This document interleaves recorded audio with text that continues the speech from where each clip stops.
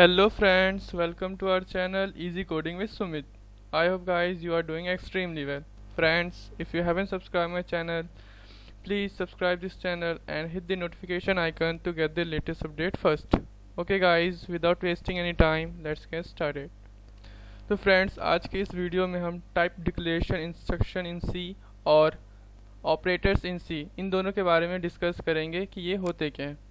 तो सबसे पहले जो टाइप डिक्लेरेशन इंस्ट्रक्शंस होते हैं, तो जैसे कि वेरिएबल्स को डिक्लेयर करने के कुछ रूल्स होते हैं जो कि हमने अपने पिछले वीडियोस में डिस्कस किया था कि हम कैसे एक वेरिएबल को जो है सी लैंग्वेज में डिक्लेयर कर सकते हैं। वैसे एक पर्टिकुलर सेंटेंस को हम किस तरीके से डिक्लेयर कर सकते हैं सी लैंग्वेज में और किस तरीके से डिक्लेयर नहीं कर सकते, उसके बारे में आज हम डिस्कस करेंगे।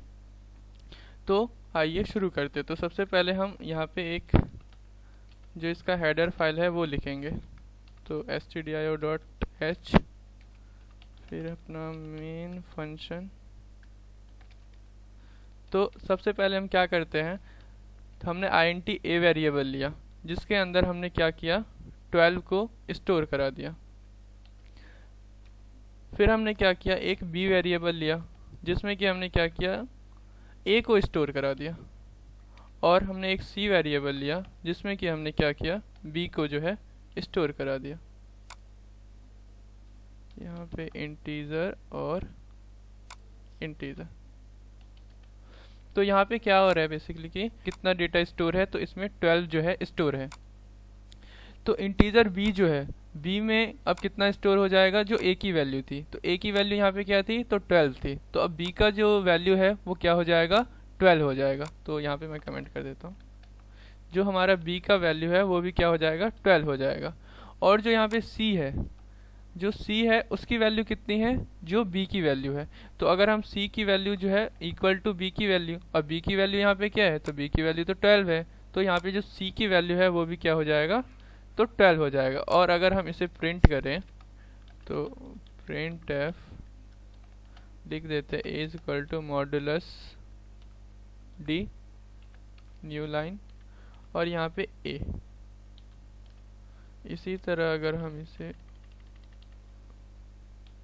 Control C to copy and control V to paste, फिर हम क्या करते हैं यहाँ पे, अब b की वैल्यू और जो हमारा c का वैल्यू है, सॉरी c का वैल्यू, उसको हम यहाँ पे लिख देते हैं।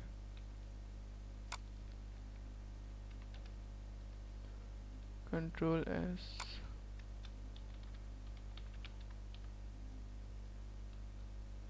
और अगर हम इसे प्रिंट करें तो आप देख सकते हो कि a की वैल्यू भी 12, b की वैल्यू भी 12 और जो c की वैल्यू है वो भी 12। तो इस तरह से जो है हम क्या कर सकते हैं, सी लैंग्वेज में डिक्लेयर कर सकते हैं किसी भी सेंटेंस को। तो यहाँ पे अगर हम यहाँ पे क्या करते हैं, a की वैल्यू 12 है, ठीक। और हम यहाँ पे अगर इस लाइन को, अगर इसकी वैल्यू हम यहाँ पे इनिशियलाइज नहीं करते, हम नहीं बताते कि a की वैल्यू कितनी है, वो असाइन ही नहीं है, पता ही नहीं है कि a की वैल्यू है कितनी, तो b में कितना स्टोर होगा, b में तो कुछ भी स्टोर नहीं होगा क्योंकि a की वैल्यू तो यहाँ पे कुछ भी नहीं है। और c की वैल्यू जो है यहाँ पे, उसमें कितना क्या स्टोर होगा, तो b की वैल्यू, तो b की वैल्यू तो हमें पता ही नहीं है। तो ये क्या करेगा, तो एरर शो करेगा। अगर तो इसने क्या किया यहाँ पर, तो एक रैंडम नंबर जो है यहाँ पे आपको ये प्रिंट करके दे देगा। आप देख सकते हो इस प्रोग्राम को जितनी बार रन करोगे ये अलग अलग नंबर जो है आपको ये देता रहेगा। तो यहाँ पे क्या था कि ये अब ये रैंडम नंबर जो है आपको ये कुछ भी जनरेट करके दे रहा है, क्योंकि यहाँ पे जो है वैल्यू पहले से इनिशियलाइज नहीं था। तो ये पहला तरीका है जो हम इस तरीके से क्या कर सकते हैं, तो हम डिक्लेयर किसी भी सेंटेंस को सी लैंग्वेज में नहीं कर सकते जब तक कि आपको उसकी वैल्यू पता नहीं है। और हम अब दूसरे तरीके से देखते हैं कि हम कैसे वैल्यूज़ को इनिशियलाइज नहीं कर सकते। तो ये तो पहला वे था जिसमें हमें क्या है, पहले वैल्यूज़ पता रहनी चाहिए कि वो वैल्यूज़ कितनी है। तो यहाँ पे जैसे कि पहले 12 था, तो यहाँ पे 12। अब दूसरा वे देखते हैं। तो दूसरे वे में हम क्या देखते हैं, यहाँ पे integer b is equal to, हम यहाँ पे a इंटू b, क्या हम ऐसे इसको इनिशियलाइज कर सकते हैं। और हम यहाँ पे b is equal to b control S to save, और फिर अगर हम डिक्लेयर करें तो ये क्या कर रहे हैं, फिर यहाँ पे जो है ये a तो इसने सही प्रिंट करके दिया, a इज इक्वल टू 12, क्योंकि a की वैल्यू 12 थी। पर b और c की वैल्यू जो है फिर से इसने रैंडमली कुछ भी यहाँ पे जनरेट कर दिया। क्यों, क्योंकि यहाँ पे integer a is equal to, तो हमने 12 यहाँ पे डिक्लेयर कर दिया था कि हमारी जो a की वैल्यू है वो कितनी है, 12 है। पर b की वैल्यू के लिए हमने क्या कहा कि b की वैल्यू जो है वो क्या हो, a इंटू बी। तो a तो ठीक है, a की जगह तो यहाँ पे 12 आ जाएगा, लेकिन b क्या हमें पहले से पता है कि b कितना है, तो ये क्या करेगा, इसलिए इनवैलिड एक्सप्रेशन है। क्यों? क्योंकि यहाँ पे जो है b को हमने अभी डिक्लेयर किया है, हमें पता नहीं है कि b की वैल्यू कितनी है, b तो अभी डिक्लेयर हुआ है यहाँ पर। तो ये क्या करेगा, a तो 12 ये ले लेगा, पर इंटू ये b की मल्टीप्लाई, तो इसको पता ही नहीं है कि b की वैल्यू यहाँ पे क्या है, तो ये एक इनवैलिड एक्सप्रेशन है। तो ये रैंडमली कुछ भी आपको ये कुछ भी नंबर जो है जनरेट करके दे देगा। सेम टू सेम यहाँ पे भी जो c है, c की वैल्यू तो हमें पता ही नहीं है, क्योंकि c यहाँ पे क्या हुआ, अभी इनिशियलाइज हुआ है। तो c इज इक्वल टू क्या हो जाएगा, b। तो b की वैल्यू भी नहीं पता है हमें, c की वैल्यू भी नहीं पता है, इसलिए यहाँ पे इसने भी कोई भी रैंडमली जो है कोई भी नंबर यहाँ पे इसने जनरेट कर दिया। अगर हम इसको इस टाइप से लिखते जो हमारा INT c है वो इज इक्वल टू कितना हो, 10 हो। फिर अगर हम इसको लिख देते कि b प्लस सी, यानी कि c इज इक्वल टू कितना हो जाए, b प्लस सी। तो अब इसको पता है कि जो c की वैल्यू है, इसको मैं कमेंट आउट कर देता हूँ, जो अब इसको पता लग गया है जो हमारा c का वैल्यू है वो कितना है, 10 है। तो अब c में जो नया वैल्यू, जो जैसे हम अपडेट करा रहे थे, इससे पिछले वाले आपने मेरे वीडियोस में देखा होगा कि वैल्यूज़ को हम कैसे अपडेट करा सकते हैं। तो इसमें क्या है, जो c वेरिएबल है उसकी वैल्यू अभी कितनी है, 10 है। तो अब c में जो नया वैल्यू स्टोर होगा वो कैसे हो जाएगा, वो b, जो b की वैल्यू है, सॉरी b की वैल्यू भी यहाँ पे हमको नहीं पता है, तो हम यहाँ पे a लिख देते हैं इसको। तो क्या हो जाएगा, a, c is equal to क्या है, a। तो a तो 12 हो गया, प्लस c की वैल्यू पहले कितनी थी, 10 थी। तो अब जो c की वैल्यू होगी वो 12 प्लस 10 इज इक्वल टू 22 हो जाएगा। और अगर इसे कंट्रोल एस से और रन करे तो यहाँ पे a इज इक्वल टू, तो 12 इसने सही प्रिंट किया और c जो है वो 22 हो गया। तो ये एक दूसरा वे है कि हम कैसे वैल्यू को इनिशियलाइज कर सकते हैं और कैसे नहीं कर सकते। जो हमारा तीसरा वे है, integer c is equal to, हम यहाँ पे क्या करते हैं, एक हमने integer a is equal to बोल दिया 32, और हमने बोल दिया कि जो b है, सॉरी इंटीजर b, वो हमें नहीं पता है। फिर हमने बोल दिया यहाँ पर, फिर हमने यहाँ पे बोल दिया, नहीं sorry, b is equal to बोल देते 45। फिर हम यहाँ पे एक इंटीजर c वेरिएबल यहाँ पे डिक्लेयर करते हैं और बोल देते हैं कि जो हमारा b प्लस a है वो क्या हो जाए, इज इक्वल टू हो जाए c के। b plus a is equal to कितना हो जाए, c के इक्वल हो जाए। तो ये जो है ये इनवैलिड एक्सप्रेशन है। क्यों ये इनवैलिड है, इसको कंट्रोल एस सेव। तो ये बोल रहा है कि जो हमारा ये ऑपरेंड होता है, लेफ्ट ऑपरेंड, वो अगर हमें कुछ भी वैल्यू किसी चीज़ में स्टोर करानी हो, तो ये जो हमारा लेफ्ट ऑपरेंड है, जो हमने इज इक्वल टू सी करके लिखा है, जो सिंगल वेरिएबल है, हम उसी में डेटा को क्या कर सकते हैं, स्टोर करा सकते हैं। इस तरीके से हम किसी भी डेटा को जो है किसी वेरिएबल में स्टोर नहीं करा सकते हैं। तो ये ऑपरेंड क्या होता है, तो सबसे पहले तो हम ये जान लेते हैं कि ऑपरेंड क्या होता है। तो पहले हम ये देखते हैं कि ऑपरेटर्स क्या होते हैं। तो इसने लिखा है कि व्हाट इज़ ऑपरेटर्स लिखा है। तो ऑपरेटर्स जो होते हैं वो सिम्बॉलिक, वो सिंबल्स होते हैं जो मैथमेटिकल में किसी स्पेसिफाई टास्क को क्या करते हैं, तो परफॉर्म करते हैं। तो ये जो यहाँ पे जो प्लस ऑपरेटर है, ये भी क्या करता है, ये इसका एक स्पेसिफाई एक अपना वर्क है जो कि क्या करता है, वैल्यूज़ को प्लस करवाने का काम करता है। माइनस क्या करता है, तो माइनस करवाने का काम करता है। तो यहाँ पे जितने भी यहाँ पे क्या है सिंबल है, इसका एक अपना स्पेसिफिक वर्क होता है। तो वही क्या होते हैं, ऑपरेटर्स होते हैं। वो जो सिंबल्स होते हैं वो क्या होते हैं, ऑपरेटर्स होते हैं। तो जो हमारा ऑपरेटर्स है, तो उसमें जो ऑपरेटर्स जो है, तो हमने जैसे कि लेट्स सपोज यहाँ पे लिख दिया, एक हमने यहाँ पे एग्जांपल में यहाँ पे हम लिख देते हैं कि 2 प्लस 7, इसको मैं थोड़ा 34। तो यहाँ पे जो 2 है वो क्या है, 2 जो है वो ऑपरेंड 1 है। ये क्या हो, 2 क्या है, ऑपरेंड है। और ये जो प्लस का सिंबल है ये क्या है, ये क्या कर रहा है, तो ये एक स्पेसिफिक वर्क को यहाँ पे परफॉर्म कर रहा है। तो वो कौन सा वर्क है, तो इन दोनों नंबर्स को क्या करा रहा है, वो प्लस करा रहा है।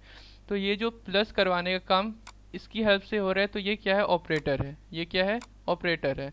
और ये जो हमारा 2 है और 7 है वो क्या है, ऑपरेंड्स है। क्या है, ऑपरेंड्स। अगर हम यहाँ पे -7 लिखते तो ये क्या है, तो ये वाला सिंबल और ये वाला सिंबल क्या है, ऑपरेटर है। और 7 ये ऑपरेंड 3, ये ऑपरेंड 2 और ये क्या है, ऑपरेंड 1 है। तो ये सब ऑपरेंड है और ये क्या है, ऑपरेटर्स है।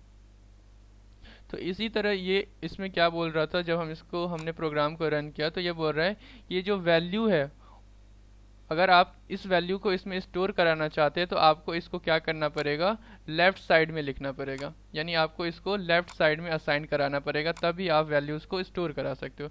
यानी कि सी लैंग्वेज कहता है कि अगर आपको किसी भी वैल्यू को किसी वेरिएबल में अगर स्टोर कराना हो, तो जिस भी वेरिएबल में आपको स्टोर कराना हो उस वेरिएबल को आपको लेफ्ट साइड में लिखना पड़ेगा। तो हम सी इज इक्वल टू ए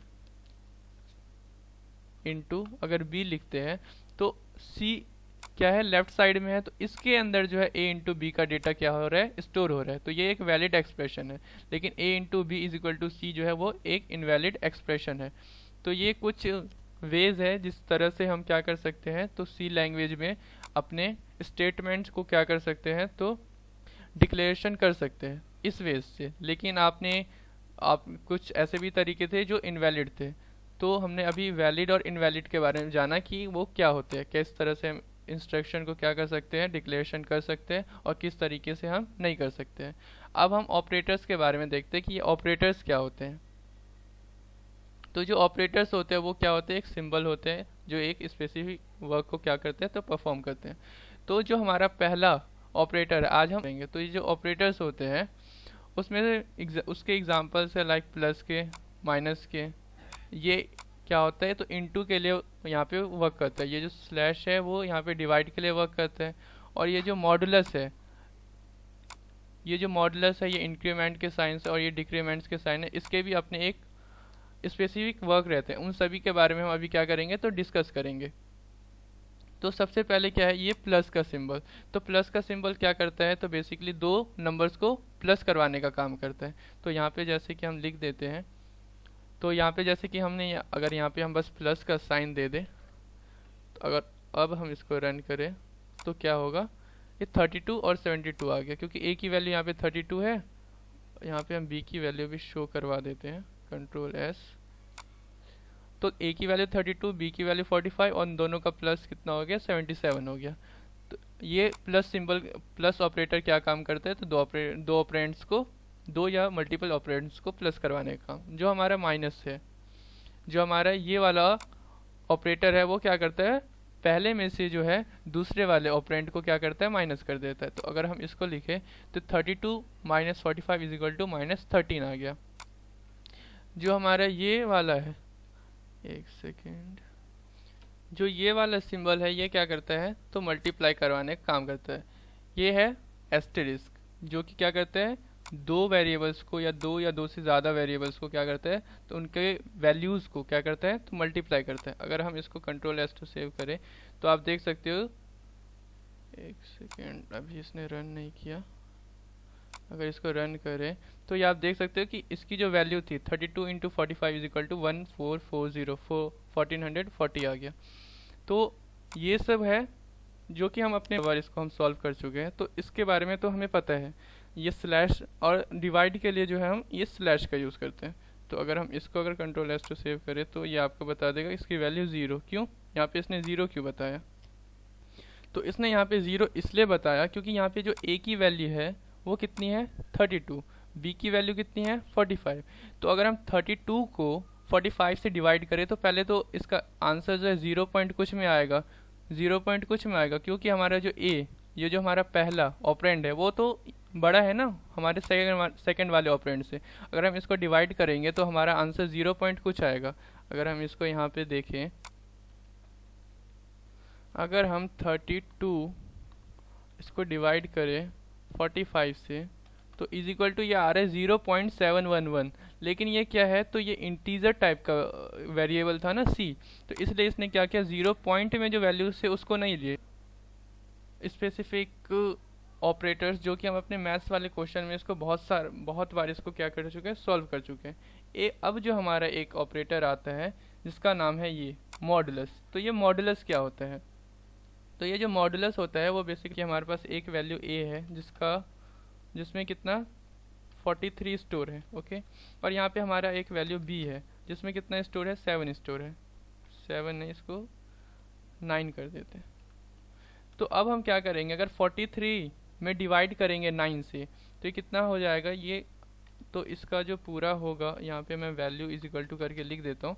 तो यहाँ पे जो होगा वो 9 इंटू 4 प्लस 7 हो जाएगा, क्योंकि 9 4 जा 36 प्लस 7 इज इक्वल टू 43। तो यहाँ पे 9 इंटू 4 ये ठीक है, पर जो रिमाइंडर आएगा तो यहाँ पे रिमाइंडर हमारा कितना आएगा +7, ये हमारा क्या होगा रिमाइंडर होगा।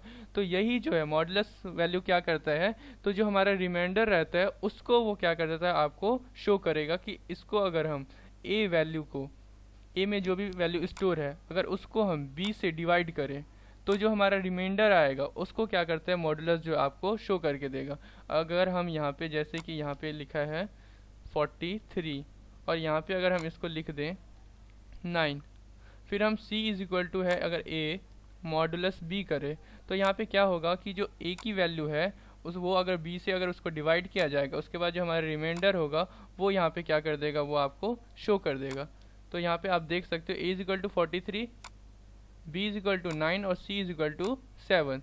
तो जो ये मॉड्यूलस का ये जो परसेंटेज भी हम इसको परसेंटेज का साइन है, इसका यूज़ हम कब करते हैं, जब आपको किसी का रिमाइंडर पता करना हो। अगर हम पहले को दूसरे से अगर पहले में अगर दूसरे से डिवाइड करें उसके बाद जो रिमाइंडर आएगा उसको अगर जानना हो तो आप ये मॉडुलस फंक्शन का मॉडुलस ऑपरेटर का यूज़ आप कर सकते हो।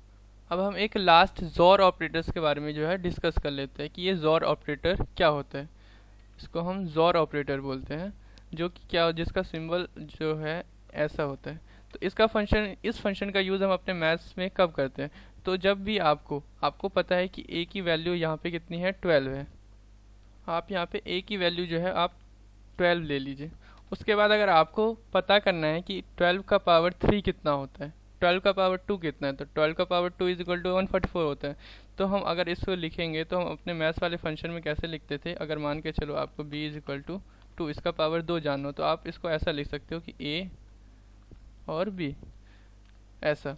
लेकिन अगर आपको सी लैंग्वेज में अगर उस ए वेरिएबल का अगर पावर जानना है तो आप इस फंक्शन का यूज़, आप इस ऑपरेटर का यूज़ इस करेंगे कि इसका यूज़ क्या होता है। लेकिन अभी हम जानते हैं कि हम पावर फंक्शन का यूज़ जो है पावर, जैसे कि आपको अगर आपको यहाँ पे जानना है कि 12 का पावर 2 कितना होता है तो वो हम कैसे जान सकते हैं उसको, उसके लिए क्या होता है कि जो सी लैंग्वेज होता है उसमें एक लाइब्रेरी फंक्शन होता है जिसका नाम है इसका नाम है math.h। तो ये जो math.h होता है, जैसे कि हमारा जो std से ये इनपुट और आउटपुट फंक्शन जो कि हमारा printf, scanf, हमारे जो इंटीजर्स वेरिएबल जितने भी डेटा टाइप्स है वेरिएबल्स है सभी क्या होते हैं इसमें प्री डिफाइंड रहते हैं, पहले से ही उसमें क्या रहते हैं वो स्टोर रहते हैं। तो उसका यूज़ हम क्या करते हैं अपने प्रोग्राम को बनाने के लिए करते हैं। तो ऐसे ही math.h है जिसमें बहुत सारे क्या है फंक्शंस पहले से स्टोर है। अगर आपको किसी भी नंबर्स का अगर पावर जानना हो, स्क्वायर रूट जानना हो तो आप क्या कर सकते हो, इसको सिंपली ऐसा कर सकते हो कि जैसे कि हमने कहा int a is equal to 25, फिर हमने बोल दिया int b is equal to 3। फिर हम क्या जानना चाहते हैं कि हम एक इसका पावर जानना चाहते हैं कि पावर कितना हो, तो पावर के लिए आपको p और w इसका, और जो पहला वाला नंबर है जिसका आपको पावर जानना हो तो हमें यहाँ पे a जो वेरिएबल है उसका पावर जानना है कितने तक, तो b यानी 3, यानी 25 का पावर 3 कितना होता है। तो यहाँ पे a वेरिएबल जो है 25 को शो करेगा और उसका पावर आपको कितने तक चाहिए, तो 3 तक चाहिए। तो b जो है उसके लिए यहाँ पे यूज़ हो रहा है। अगर आपको स्क्वायर रूट पता करना हो तो हम यहाँ पे लिख देते हैं स्क्वायर SQRT स्क्वायर रूट 1। अगर हम इसको स्क्वायर रूट ही ऐसा लिखते हैं तो इसके लिए क्या होता है, स्क्वायर रूट का एक फंक्शन होता है SQRT करके, जहाँ पे आपको क्या होगा कि यहाँ पे आपको जिसका भी स्क्वायर रूट जानना हो तो हमें a का जैसे स्क्वायर रूट जानना है तो हमने यहाँ पे a लिख दिया और यहाँ पे ख़त्म। फिर अगर हम इसको printf कर देते हैं और लिख देते हैं पावर इज इक्वल टू तो मॉडुलस d, और यहाँ पे हम क्या करते हैं लिख देते हैं जो हमारा पावर था, क्योंकि इसी में हमने क्या किया था अपने पावर फंक्शन को कि जो भी वैल्यूज़ थे उसको स्टोर कराए थे। तो यहाँ पे फिर अगर आपको स्क्वायर रूट जानना हो तो आप यहाँ पे लिख सकते हो स्क्वायर रूट तो फिर इज इक्वल टू कितना हो जाएगा, तो मॉडुलस डी न्यू लाइन के लिए, और फिर हम यहाँ पे लिख देते हैं जो हमारा SQRT, उसी में हमने क्या किया था, अपने स्क्वायर रूट वाले डेटा को क्या किया था, स्टोर कराया था। आप देख सकते हो यहाँ पे ये रेड लाइन आ रहा है। ये रेड लाइन क्यों आ रहा है, पहले तो हम इसको रन करते हैं। तो ये बता रहा है, ये रेड लाइन बता रहा है, क्यों बता रहा है, तो ये बता रहा है कि आप ये जो फंक्शन है जो पहले से इसमें प्री डिफाइंड है math.h में, उसका नाम क्या है, SQRT, और हमने वेरिएबल का नेम भी यहाँ पे लिख दिया SQRT, जो कि सही नहीं है, क्योंकि आप वेरिएबल का नेम और उसके फंक्शन का नेम सेम नहीं रख सकते हो। तो यहाँ पे हम क्या करते हैं, इसको SQRT1 कर देते हैं, और फिर यहाँ पे जो है SQRT1 में जो है हमारा स्क्वायर रूट का डेटा जो है स्टोर है। फिर अगर हम इसको रन करें तो आप देख सकते हो यहाँ पे बता रहा है कि 25 का पावर अगर हम 3 करेंगे तो इसका आंसर आएगा 15624, और स्क्वायर रूट ऑफ 25 करेंगे तो ये आएगा हमारा 5। तो ऐसे math.h में सारे फंक्शंस पहले से ही प्री डिफाइंड है, उसका यूज़ जो है हम आगे के अपने लेसन में करेंगे, जहाँ पे हम और math.h है जो हमारे सिंपली स्पेसिफिक टास्क है उसको हम कैसे परफॉर्म कर सकते हैं, उसके बारे में आज हमने जाना। तो आज हमने अरिथमेटिक ऑपरेटर्स के बारे में जाना, कल जो है हम लॉजिकल ऑपरेटर्स के बारे में जानेंगे, उन सभी के बारे में जो है हम आगे जानेंगे। तो फिलहाल के लिए आज ओके गाइस, थैंक यू।